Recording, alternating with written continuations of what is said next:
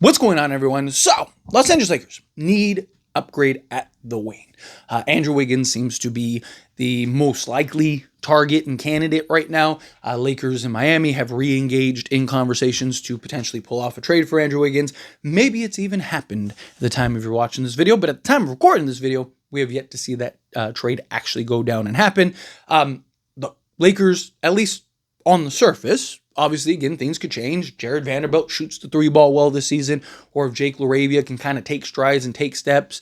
Rui Hachimura, in his defense, actually was really good. Really good's probably, he was good. Right? He was good defending towards the back end of the season. The problem is his defense just plummeted. I mean, nosedived come playoff time. If you look at his defensive rating, like the last 3 months of the season compared to the playoffs, I mean, it was like two different players. It was like, what happened here? And Rui was actually one of the bright spots in the playoffs, but he just you're not going to be able to rely on him defensively, especially with an Austin Reeves and a Luka Doncic in your backcourt.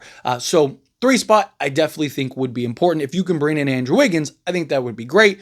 The price right now, based on reports, are just too high. And I just don't think if you're the Lakers, you can do that right now. I think you're better off going into the season seeing, right? Because if like Jake LaRavia or somebody does step up, then now you know, like, hey, now we don't absolutely have to have Andrew Wiggins, but we would love to have Andrew Wiggins. Right now, it's like you need Andrew Wiggins. But if you can kind of exhaust some of that need, and now it kind of becomes more of a want, I think you just have more leverage in those kind of conversations to where you have that. Or if you really do still need it, Andrew Wiggins is probably not going anywhere, and that trade is probably not going anywhere, right? Because there's probably not many teams that are going to be willing to pony up and also have the expiring contracts, and also you need to find a team that likes Andrew Wiggins enough to give up assets to get him, on top of having expiring contracts to go and trade for him, right? And then, oh yeah, by the way, Andrew Wiggins has to want to go to that team because he has a player option and he could just leave.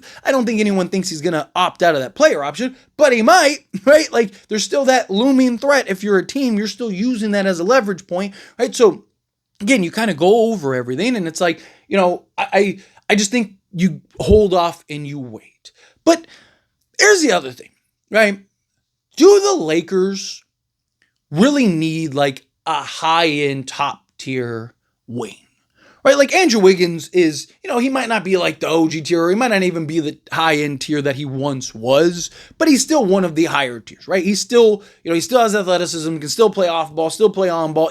He still can do all the things that you want him to do. But how much opportunity on ball is he really going to have? Right? I mean, Rui Hachimura can play on ball. Rui Hachimura can score the basketball. He's one of the best mid-range players in all of basketball. And rarely do you get to see him actually get to self-create, right? More often than not, he's just relegated to a catch-and-shoot guy, right?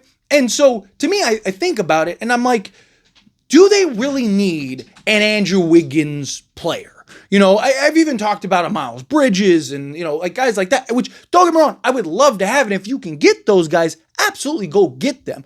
But do you have to, do you need those guys in order to be a true contender? Or can you get away with just a legit 3-and-D player, right? Does it have to be a high-end, top-tier guy? Or, what if you can get a Matisse Thybulle right now, right? Can he solve that, right? Or maybe you need multiple guys. Maybe if you could get a Matisse Thybulle and a Haywood Highsmith, right? If you can get a Haywood Highsmith and a Matisse Thybulle, is that enough, right? Where you have kind of 2 3-and-D perimeter guys that can defend 1 through 3. Because what are you looking for if you're the Lakers? You need somebody that can defend out on the perimeter 1 through 3 for you, and somebody that can catch and shoot, knock down the 3 ball, as well as do the dirty work, make the hustle plays, dive for loose balls, create advantage opportunities, right? Second chance opportunities, live ball turnovers, all that stuff, right? Matisse Thybulle can do those things, right? Haywood Highsmith can do those things. Even like a Josh Green could do those things, right? Do you go get one of those guys that, yeah, he might not be, those guys aren't like 6'7", and they're not as good as, an Andrew Wiggins, right? Where Andrew Wiggins being 6'7", he can slot in 2 through 4 for you and whatnot. But you have plenty of guys that can do that. On top of that, you might be able to keep Rui in any of those trades, right? You're not trading Rui for Matisse Thybulle. You're not trading Rui for a Haywood Highsmith. And here's the thing, Gabe Vincent and Matisse Thybulle's contracts match up beautifully. Could you get that for a pick swap or something like that, right? And then later on, go get Haywood Highsmith for, a second, right? And just do Maxi Kleber in a second and go get him, right? And now you got two legit 3-and-D wings, like guard wings for you that you can deploy and slot into either guard position, right? And especially if you traded a Gabe Vincent, now you could do Marcus Smart, Matisse Thybulle, Jared Vanderbilt, Jake LaRavia, and a Jackson Hayes off the bench. And, especially if Matisse Thybulle can maintain his level of three-point shooting you saw the last few years. Obviously, there's concerns and questions about, his health and can he stay healthy. But if he can, then he solves what you need. You go bring in a Haywood Highsmith, right? Using him as an example. You bring in a Haywood Highsmith, right? Another guy that, career 37, almost 38% three-point shooter, coming off 40% season, playing and slotting alongside Luka Doncic, LeBron James, and Austin Reeves, right? Like, you have enough shot creation, playmaking, right? You're always going to have one of Luka, Austin Reeves, and LeBron on the court, and very likely than not, probably have two of them on the court at most times, right? So, you're not going to need, how many guys do you need that can self-create, right? Obviously, you don't want guys that are, super reliant, that are just solely reliant on, a Luka Doncic, but Haywood Highsmith can, put the ball on the deck. Matisse Thybulle can put the ball on the deck, shoot the mid-range stuff, right? They're not as skilled offensively, of course, as like an Andrew Wiggins or something, but I think that they would be good enough for this Lakers team, right? I think, what you'd have to pay and give up for an Andrew Wiggins, you could probably get both of those guys and maybe solve as much, if not maybe more, because you have more depth in just the role guys, right? Because, again, Andrew Wiggins, one of the great things about Andrew Wiggins is he could be your second best player on any given night, right? One of the best things about Andrew Wiggins is that he's a guy that you can give the ball to and just go, hey, can you just go get me a bucket? And he can create, he can score, take guys off the dribble, shoot in the mid-range, right? He can go get buckets. And as well as defend out on the perimeter. He's definitely a higher end guy, and I'm not saying you don't get him if you can, but it has to be at the right price, right? Well, here's the other thing too.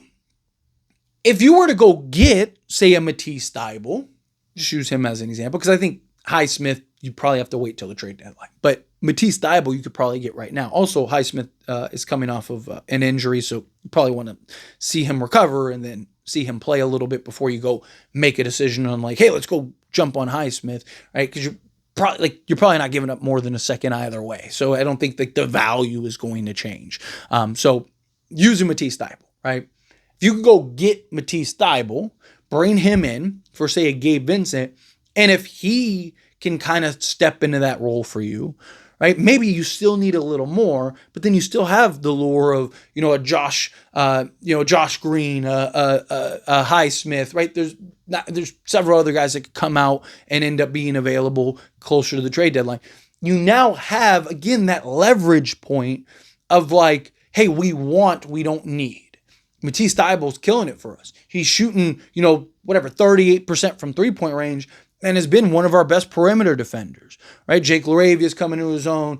Jared Vanderbilt's playing well, right? We got it covered. We're good. But, if we're always looking to upgrade and get better. So, Andrew Wiggins is just a better two-way guy than Rui, but hey, we're fine with Rui if that's what we got, because we can always just plug in Matisse Thybulle if we need the defense and the shooting. Right, we got this covered. We're not in a bad spot. Right now, you have that talking point. Now you have that leverage point, which is why I've talked all offseason. Go get somebody like that, because if you get somebody like that and he solves that issue, then now you don't need to make any other moves, and you still have all your assets. And if that big trade or something that just makes sense comes along, boom, now you have the opportunity to take it.